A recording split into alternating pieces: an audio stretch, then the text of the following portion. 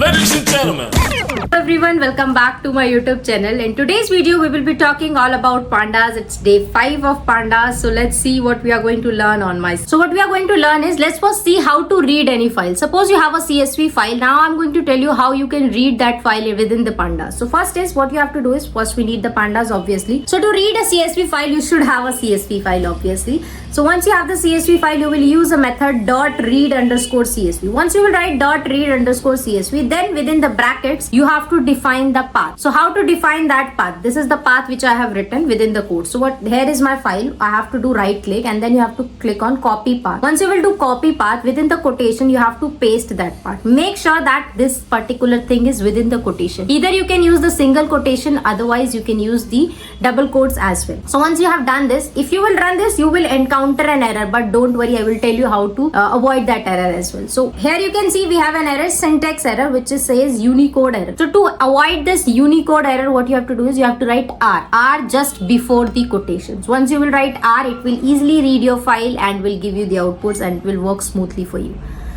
So let's first see, our first step is start to view the data. How do you want to view the data? First, what I would recommend is you can view the first 5 rows. So to print first 5 rows, you can use the method which is .head method. .head method will help you display first 5 rows of your data frame which you have created, which you have uploaded, or anything. It's totally dependent upon the data frame or the data that you have. So .head brackets will help you to view your first 5 rows of your data frame or the data which you have uploaded. Now I will show you, these are the 5 rows, 0, 1, 2, 3, 4. These are the 5 rows and all the columns I am getting and all the data of first 5 rows I am getting. Another option is that you can view the last 5 rows. I wanted to just view the data, then view first 5 or either the last 5. So to print the last 5, you will use .tail method.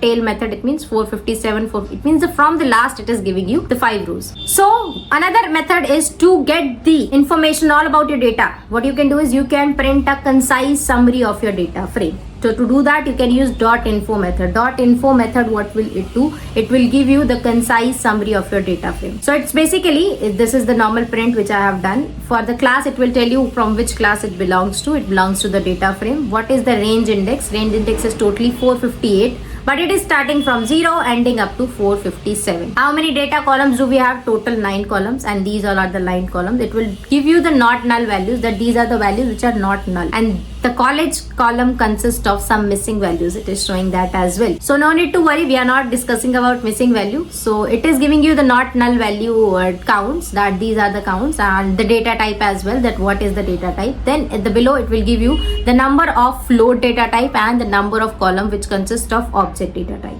And it's also giving you the data of memory usage. So that is beneficial if you wanted to get the concise sum. Another is you can also get the descriptive statistics of your data frame. That is only particularly to the numerical column. If you have the columns which consist of numerical values or integer values, then this descriptive statistics will help you to get the data. So once for doing this, you will use .describe method. .describe method will take only the numerical one. It means number, age, weight and salary I am getting. And out of these, it will give you some values like count, what is the mean value, what is the standard deviation value, what is the minimum value, 25%, 50%, 75% and max. So it will give you all these values. So now if you wanted to print how many rows or how many columns in total do you have, then you will use the method .shape. .shape is not a function, so bracket is not required, parenthesis is not required. You will directly write .shape without any length. So here it's giving me, we have 9 columns and 458 rows. If you wanted to print only the columns, then you will write df.columns and it will print only the rows for you. Another is .index. .index will give you the range from where to where the range varies, if it is in the range. If it is not in the range, it will give you the entire data. It's starting from 0, stopping at 458. 458, every time it will give you the value 1 greater in the case of stop. And step is equal to 1. If you wanted to know the data type of each column, then you have to use D types.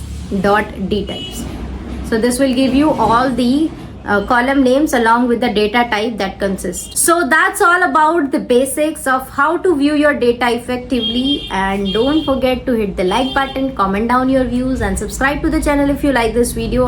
This is the part 1. We are coming up with the part 2 as well, where we will be discussing more view method.